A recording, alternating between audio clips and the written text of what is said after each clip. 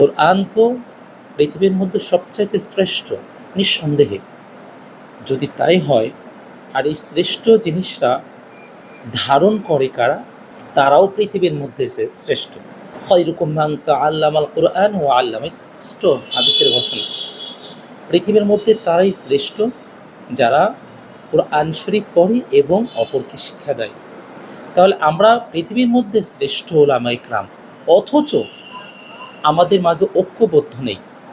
আজকে আমাদের মধ্যে যদি ঐক্য থাকতো, আজকে যদি আমরা টুপিওয়ালারা এক হতাম, দাড়িওয়ালারা এক হতাম, পাঞ্জাবিওয়ালারা এক হতাম, জুব্বাওয়ালারা এক হতাম, তাহলে আজকে আমাদেরকে মানুষ যেই পরিমাণে হেয় প্রতিনিধি করছে, যেই পরিমাণে মানুষ ছোট চোখে আমাদেরকে দেখছে, কখনোই সুযোগ ছিল না ইনশাআল্লাহ।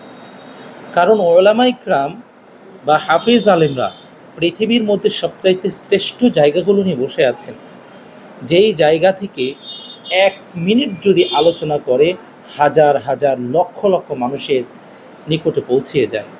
যেমন ওলামায়ে কেরামগণ প্রতিদিন 5 ওয়াক্ত নামাজ পড়ায়, মিম্বারে 5 ওয়াক্ত নামাজে বিভিন্ন রকম আলোচনা করার সুযোগ রয়েছে। প্রত্যেক জুমাতে হাজার হাজার মুসল্লিদের মাঝে হালাল হারাম জায়েজ না জায়েজের বিষয় নিয়ে প্রতি সপ্তাহে আলোচনা করার সুযোগ রয়েছে। দেখা যাচ্ছে সপ্তাহে 3 দিন 4 দিন 5 দিন জানাজার নামাজে শত শত হাজার হাজার মানুষের মাঝে বিভিন্ন রকমের আলোচনা করার সুযোগ রয়েছে।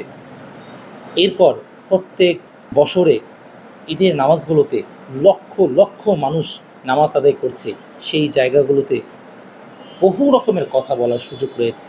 কিন্তু আমরা কপাল পোড়া ওলামায়ে কেরাম, আমরা আমাদের নিজের অবস্থাটাকে নিজেরা নষ্ট করছি। যদি আমাদের অবস্থাটা আমরা বুঝতাম যে আমরা পৃথিবীর মধ্যে শ্রেষ্ঠ এবং আমরা চাইলে পুরো পৃথিবীটাকে এক রাস্তায় পরিচালিত করতে পারি, যদি আমরা এক রাস্তায় চলি তাহলে সম্ভব।